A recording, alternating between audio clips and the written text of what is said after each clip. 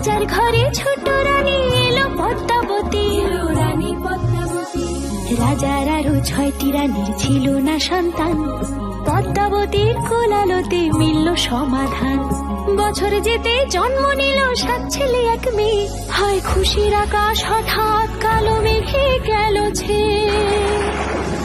হিংসেতে যায় জ্বলে পুড়ে বাকি 6টি রানী, যুক্তি করে ঘটায় ওরা 7 কুমারের হানি।